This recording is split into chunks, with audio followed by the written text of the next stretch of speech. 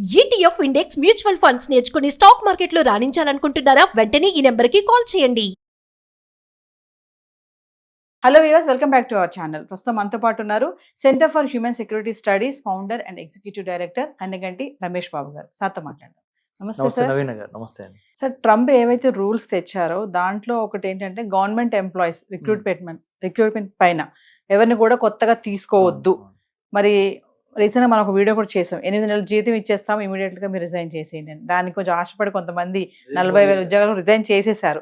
మరి ఒక్కసారి దాని గురించి మాట్లాడుతాం. ప్రెసిడెంట్ ట్రంప్ 47వ అధ్యక్షుడిగా రాష్ట్రపతి భవనంలోకి ప్రవేశించి, అమెరికన్ రాష్ట్రపతి భవనం వైట్ హౌస్లోకి ప్రవేశించిన తర్వాత 100 డెసిషన్స్ తీసుకుంటే, ఆ 100 డెసిషన్లో అతి కీలకమైన డెసిషన్ ఏంటంటే అమెరికాలో గవర్నమెంట్ జాబుల్లో రిడక్షన్, కోత. ఏంటంటే ఫిబ్రవరి లోపల ఎవరైతే మీరు పెట్టేబాటు సర్దుకొని వెళ్ళిపోవాలనుకుంటే వెళ్ళిపోండి, 8 నెలల శాలరీ మీకు ముందలుగానే వేస్తాం, ఎందుకంటే మీ మీద ఖర్చు ఎక్కువ అవుతుంది, మీ నుంచి మాకు రాబడి లేదు అని ఒక ట్రంప్ ప్యూర్ బిజినెస్ మ్యాన్ లాగా వచ్చేదంతా పోయేదంతా అనేది ఆలోచించి ఒక డెసిషన్ తీసేసుకున్నాడు. దానికి ఏం చేశాడు, ఇంకొక గొప్ప అత్యంత ధనవంతుడు కుబేరుడు లేదా మంచి బిజినెస్ మ్యాన్ ఎలాన్ మస్క్ని కూడా తోడు చేసుకొని ఆయనకు ఒక కొత్త మినిస్ట్రీనే క్రియేట్ చేసేసాడు. Department of government efficiency, DOGE, department of government efficiency. ఏ గవర్నమెంట్లో ఉన్న different departments, different ministries, different శాఖల్లో ఏదైతే ఆదాయానికి తగ్గట్టుగా వ్యయం ఉందా లేకపోతే వ్యయం ఎక్కువ ఉందా అని ఆలోచించి ఆదాయ వ్యయాలు ఒక బేరీజ్ వేసి, if your expenditure is too much, if you are becoming a non performing department within the government of the United States of America, we don't need that department, ఇమ్మీడియట్గా దాన్ని డౌన్ సైజ్ చేయండి, దాన్ని cut చేయండి, దాన్ని తీసేసేయండి, ఆ నిర్ణయాన్ని ఆ స్వేచ్ఛ నేను మీకు ఇస్తున్నాను అని చెప్పి ప్రెసిడెంట్ డొనాల్డ్ ట్రంప్ ఎలాన్ మస్క్కి చెప్పటమే కాకుండా ఒక మ్యాండేటు, ఒక బడ్జెట్ కూడా ఇచ్చాడు. ఆ మ్యాండేట్ ఏంటి, డిపార్ట్మెంట్ ఆఫ్ గవర్నమెంట్ ఎఫిషియన్సీ అనే ఒక కొత్త ప్రభుత్వ శాఖను ఏర్పాటు చేసి అతన్ని అధ్యక్షుడిగా చేశాడు, అంటే దానికి ఆ డిపార్ట్మెంట్. సో దాంట్లో భాగంగా ఒక 20 లక్షల ఉద్యోగాలు అమెరికాలో కోత పడిపోయింది. అదే కాకుండా ఇంకేమంటున్నాడు ఆయన, అక్కడితో ఆగల ఆయన, 9 to 5 జాబ్ అంటే 9 to 5 రావాల్సిందే. మీరు ఇంట్లో కూర్చొని ల్యాప్టాప్ తీసుకొని టక్ ఏదో కోవిడ్ టైంలో కొట్టుకుంటే నేను కుదరదు. ఇంట్లో కూర్చొని వర్క్ ఫ్రమ్ హోమ్, ఇంట్లో కూర్చొని పిజ్జానో లేకపోతే కేకో చేసుకుంటా అటు ఇటు పరిగెత్తుతా టీవీ చూస్తా మీరు వర్క్ చేయడం కుదరదు.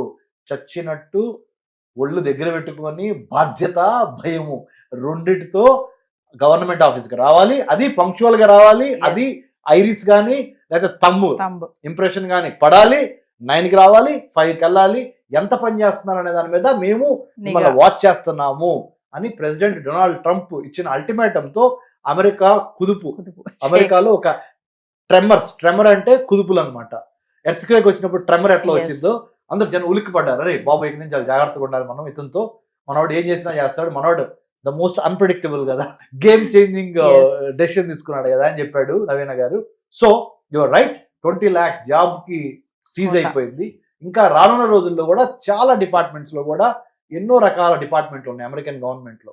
Education department, health department, water department, transportation department, finance department, security department, immigration department, number of different departments are there. ఆ డిఫరెంట్ డిపార్ట్మెంట్స్లో నాన్ పెర్ఫార్మింగ్ డిపార్ట్మెంట్స్ని ఐడెంటిఫై చేసి డౌన్ సైజ్ చేసి అవసరమైతే పార్ట్ టైం తీసుకొచ్చి లేదా ఎరియర్స్ బోనస్ లాగా ఇచ్చేసేసి thank you bye bye employees అని ఒక పింక్ స్లిప్, అంటే పింక్ స్లిప్ ఇవ్వటం అంటే అర్థం ఏంటి, bye thank you we don't need you అనే ఒక దిశగా అమెరికా కూడా వెళ్తాము. దట్టు గవర్నమెంట్ జాబ్స్, అన్ని గవర్నమెంట్ జాబ్స్ ఇండియాలో తీసేశారు అనుకోండి, ఇండియాలో పెద్ద విప్లవం వచ్చేసింది.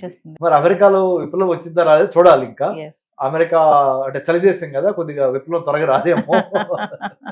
కానీ we'll have to wait and see. What I'm trying to say is every new president will bring his own personality or her own personality to the chair that they occupy, and they have a mindset, they have a kind of a data set. ఆ data sets బట్టి mind set నిర్ణయాలు తీసుకొని ఆ నిర్ణయాలు అమలు చేయడానికి they will be very very excited to do, and President Trump is no exception to that. Given the post COVID-19 2019 corona తర్వాత America కూడా ఆర్థికంగా చాలా దెబ్బతింది.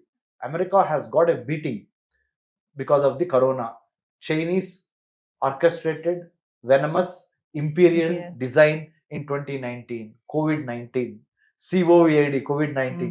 Chinese orchestrated venomous imperial design in 2019 is COVID, COVID-19.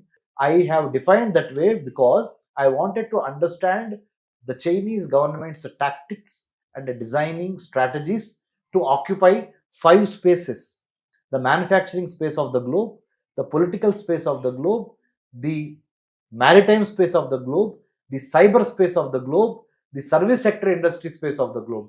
ప్రపంచంలో ఉన్న తయారీ ఉత్పత్తి కర్మాగారాలు, అంతర్జాలము, సముద్రాలు, ఆకాశము, స్పేసు, రాజకీయ స్పేసు అన్నిటినీ ఆక్యుపై చేసుకొని ఎన్లార్జ్మెంట్, ఎంట్రాప్మెంట్, ఎన్సర్కిల్మెంట్ అనే 3 విధానాల ద్వారా చైనా ప్రపంచాన్ని తన గుప్పిట్లోకి అంటే తన ఇలా ఎంబ్రేస్ చేసుకోవటానికి చేస్తున్న ఒక ప్రయత్నంలో భాగంగా అమెరికా కూడా బాగా దెబ్బతింది. సో అమెరికా ఆ దెబ్బతిన్న తర్వాత COVID-19లో 19, 20, 21 వరకు ఇప్పుడు అమెరికా పరిస్థితి ఎట్లా ఉందంటే $800 బిలియన్ పైన చైనా యొక్క బాండ్స్ అమెరికాలో ఇన్వెస్ట్ అయి ఉన్నాయి. ఒక్కసారి చైనా తన ఇన్వెస్ట్మెంట్ని కనుక తీసేసుకుందానికి వెనక్కి అమెరికన్ ఎకానమీ డౌన్, ఆ ప్రమాదం కూడా ఉంది. సో అందుకనే Trump he is on his toes అంటే అర్థం ఏంటంటే ఇంగ్లీష్లో ఏమని చెప్పాము, president Trump is on his toes అంటే అర్థం ఏంటంటే అత్యవసర పరిస్థితి, ఎమర్జెన్సీలో ఉంది American economy. I have to fight back and secure my internal American government politics economy. To do that I need to stop internal revenue service, don't impose taxes on American citizens, impose taxes on people who are working, who are doing business and trade with America in the name of tariffs. Impose heavy tariffs on the exports that are coming to United States and US is importing them. So since they are gaining, impose tax. ఆ tax డబ్బులతో external revenue service create చేసి అమెరికాతో వ్యాపారం చేస్తున్న దేశాలు ఏవైతే ఉన్నాయో ఆ దేశాల నుంచి టారిఫ్స్ని వసూలు చేసి ఆ డబ్బులతో అమెరికా వాళ్ళని ఇచ్చేద్దాం, ఆ డబ్బులతో అమెరికన్ గవర్నమెంట్కి హెల్ప్ చేద్దాం అనేది చేస్తుంది.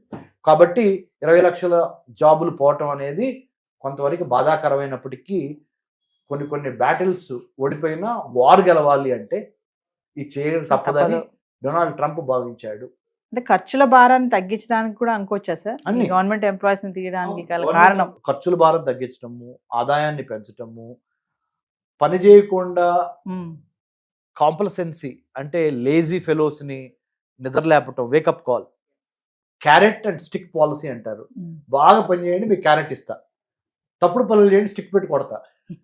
This is the policy of the United States of America and the current president Donald Trump. I don't see any fault with that. But in the days to come ఆ పాలసీని ఎంత జాగ్రత్తగా ప్రజలకి explain చేయాలి, ప్రజలకి ఎక్స్ప్లెయిన్ చేసి ప్రజా అభిప్రాయాన్ని గెలుచుకోగలిగితే నువ్వు ఏ పని చేసినా సక్సెస్ అవుతావు.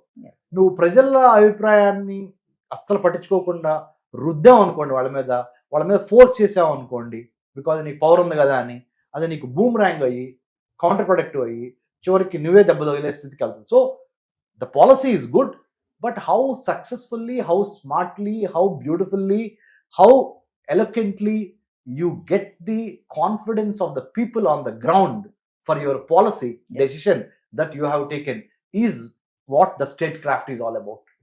Thank you. Thank you, Naveen garu.